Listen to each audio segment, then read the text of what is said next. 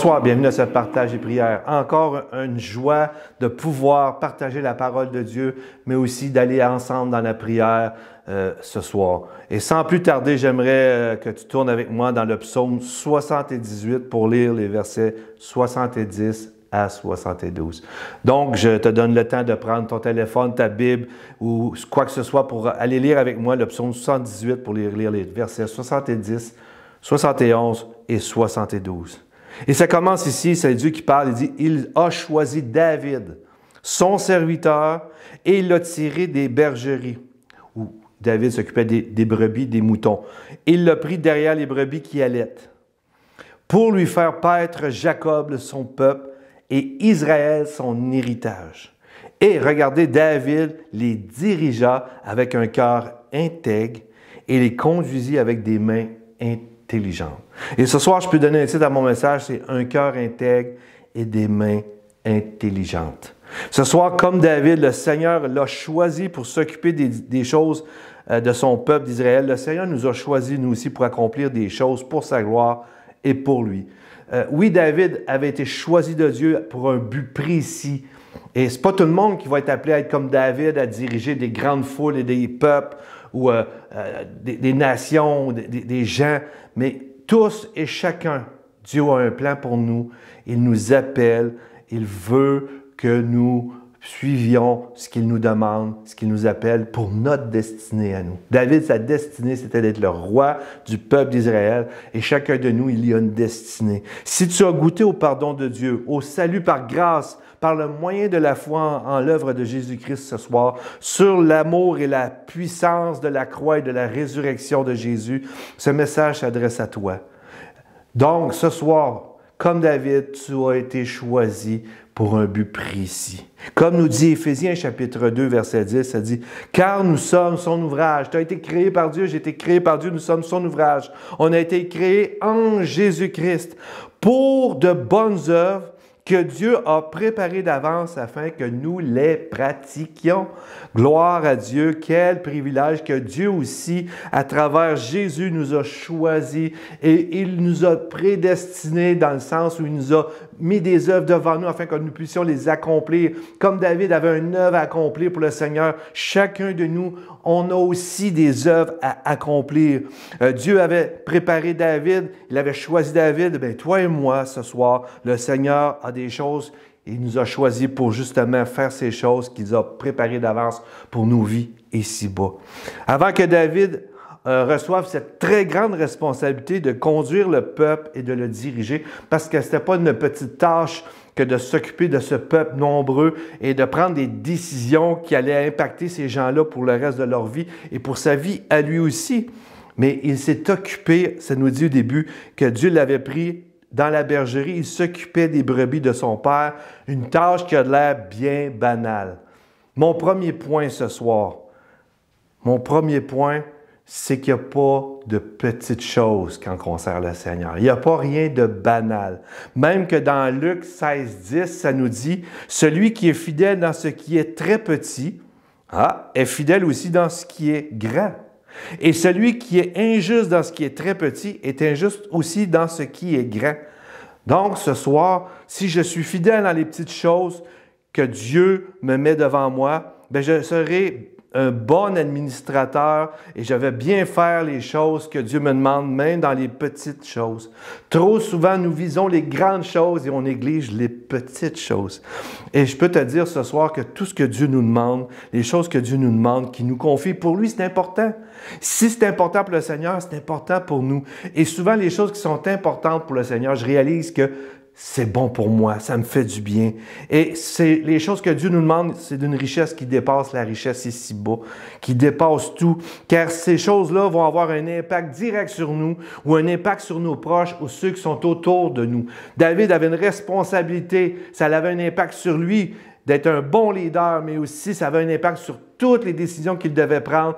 Tout ce qu'il était, tout ce qu'il faisait avait un impact sur le peuple. Et nous, tout ce que nous faisons, tout ce que Dieu nous demande de faire va avoir un impact sur notre vie, mais aussi sur les gens autour de nous. Et le Seigneur nous demande de faire ces choses-là parce que ça a de la valeur à ses yeux. C'est important pour lui. Nous sommes tous appelés à faire quelque chose dans le Seigneur. Donc, ne jamais négliger les petites choses, car le danger, c'est de ne pas passer à la prochaine étape que Dieu a pour nous. Et Dieu a toujours des étapes. Dieu veut nous faire prospérer dans le sens d'aller plus loin dans notre foi, dans notre conduite, dans nos ministères ou dans ce que Dieu nous demande de faire. Dieu veut qu'on grandisse, qu'on aille de progrès en progrès. Ce soir, je te pose la question, es-tu un père ou une mère de famille? Bien, fais-le bien.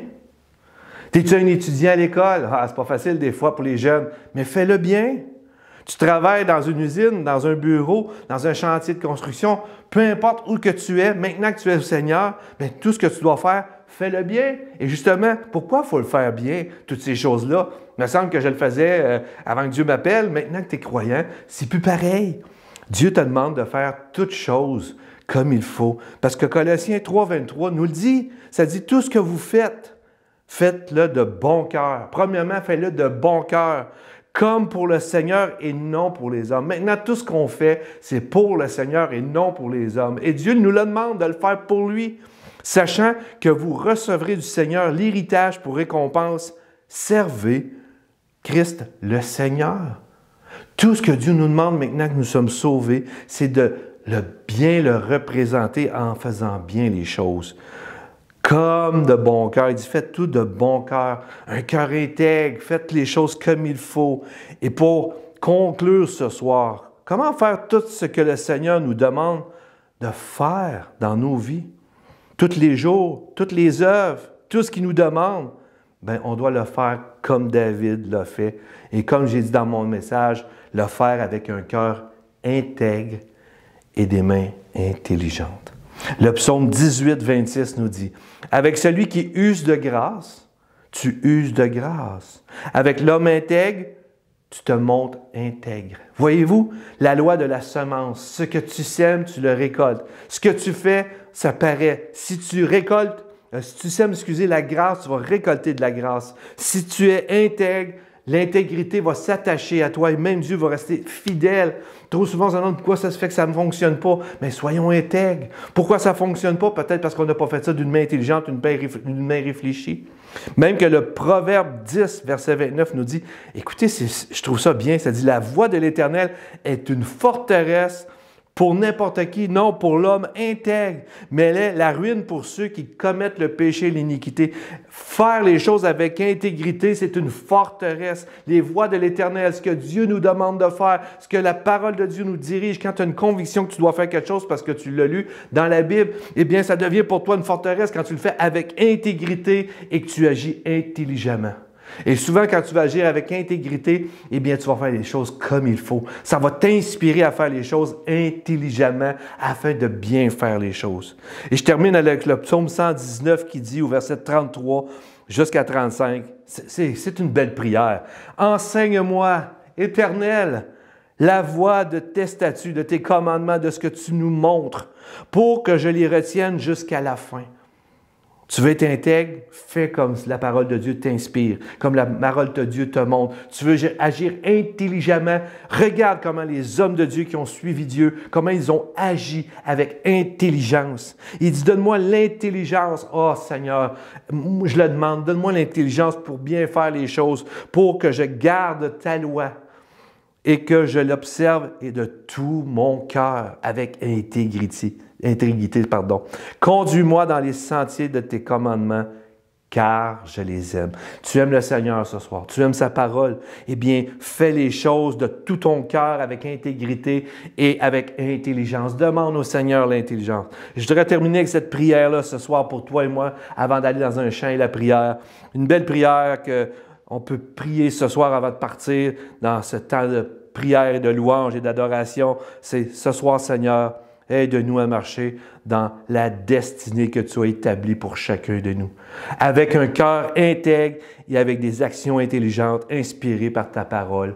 Amen. Ce soir, prions le Seigneur. Seigneur, regarde à mon cœur. Regarde s'il est sur une bonne voie. S'il n'est pas sur une bonne voie d'intégrité, remets-le sur le droit chemin afin que je puisse agir intelligemment.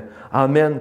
Allons dans la prière après le chant et soyons inspirés de David qui a agi avec intégrité et avec une main intelligente. Amen. Que Dieu vous bénisse. À la prochaine.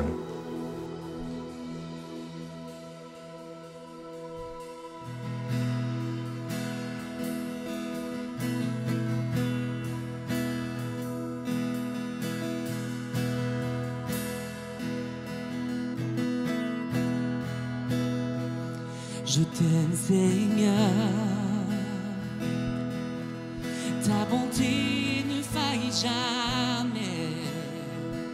Chaque jour, tu me gardes dans ta main. Dès que je me réveille et jusqu'à mon coucher, je chanterai la bonté de Dieu. Déclarons-le. Toute ma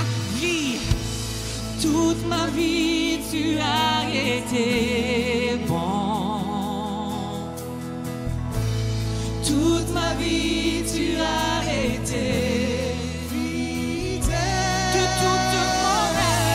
tout mon être, de toute ma force. Oh, je chanterai la bonté de Dieu. J'aime ta voix. Tu me soutiens dans chaque épreuve, dans les ténèbres. Tu es toujours près de moi. Je t'ai connu comme un père et comme un ami.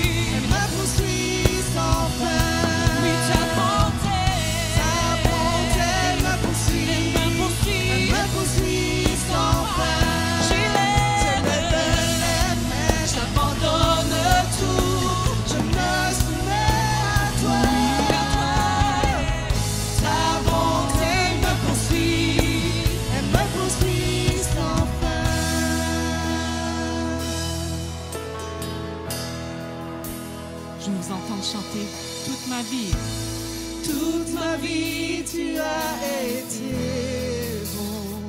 Toute ma vie. Toute ma vie, tu as été fidèle. Tout mon être et toute ma force. Je chanterai la bonté de Dieu.